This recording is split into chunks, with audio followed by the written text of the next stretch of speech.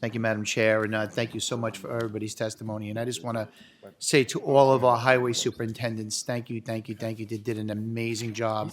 I represent Smithtown and Huntington, two best highway superintendents, Robert Murphy and then Andre Sorrentino in Huntington. And they just did an amazing job, even when we had a little situation where there was a lot of parked cars and everything like that. They went there and they cleaned up all of our villages. They just did an amazing job.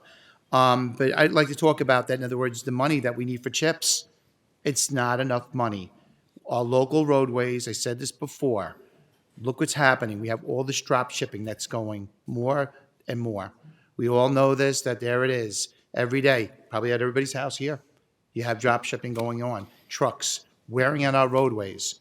Do you feel that really that has a lot to do with a lot more traffic on our local roadways? And is this going to be even enough money at $250 million? Because I know with both my superintendents, with the money they're stretching it, and it's just not enough. We talk about this all day, all the time. We need to make sure there's a lot more money in CHIPS. So please, let's talk about this, because this is the time to talk about it. Well, to answer your question plainly, $250 million is not, but it's a reasonable ask compared to the $50 million that we've Well, give us received the in real past.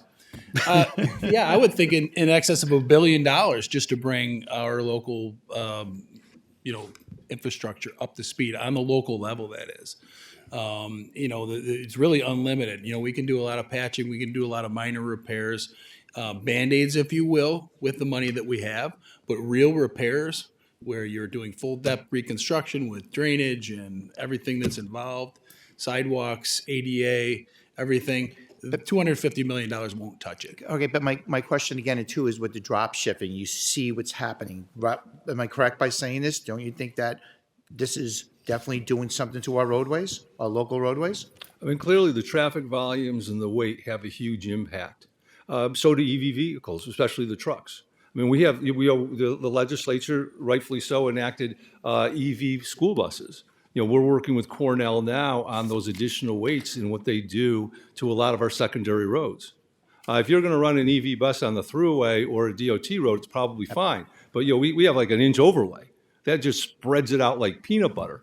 So there's a huge cost in the escalation, probably about a 20% reduction. But what ends up happening is the sublayer ends up, and that's when you have to do full re-depth reconstruction with those heavier EV school buses. So yeah, there is a definite financial impact to the local municipalities. Great. I just want to say to all the hardworking men and women, the unions, they did a great job to making sure our roadways were clean for us. They worked so hard for us. Thank you so much. Great job.